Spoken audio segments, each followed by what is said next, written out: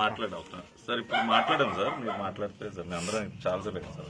మన శ్రావణి సార్, మా ఎస్ఐ గారు దుర్గారావు పార్క్ సార్ ఇస్తున్నాను సార్ ఫోన్. నమస్కారం సార్.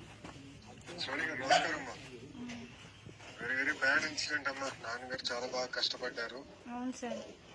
చాలా బాగా సేవ చేశారు. ఎప్పుడు చట్టం యూనో జాగ్రత్త కాపాడాలని ఆయన ప్రయత్నించారు. కావాలని వీళ్ళు సరిగ్గా చేయక నాన్నగారు అవును సార్. చాలా బాగా వస్తుంది. Mental tension sir. బాగమ్మా. మీరేం చదువుతున్నారమ్మా?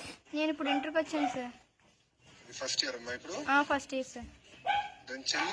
చెల్లి 10th కి వచ్చింది sir. 9th completed. 9th complete 10th వచ్చారు. నువ్వే బాధ్యత తీసుకోవాలి తల్లి. నువ్వే కొంచెం భరోసా ఇవ్వాలి. ప్రభుత్వం నాకు తోడుంటే నేనే బాధ్యత, నా భుజాల మీద నేనే మోస్తాను సార్. నువ్వు చేయమ్మా. మేము ఉంటాం కదా, ఒక చెల్లిలాగా నేను చూసుకుంటాను. నేను కంగారు పడద్దు. మొత్తం వివరాలు నేను తీసుకుంటే నేను నీతో టచ్ లో ఉంటాను తల్లి. చదువంతా నాకు వదిలేసి, నీది కానీ చెల్లిది కానీ నాకు వదిలేసి మేము చూసుకుంటాం. వాటి పరంగా మేము చేస్తామమ్మా. Okay sir. బాగా చదవాలి. అమ్మని జాగ్రత్త చూసుకుంటాను. రేపు పొద్దున్న అదే సీట్ లో నేను కూర్చోవాలి సార్, మా డాడీ సీట్ లో. 100% అన్ని రకాలుగా ఆయన చేయాల్సినవన్నీ నేను చేయాలి సార్.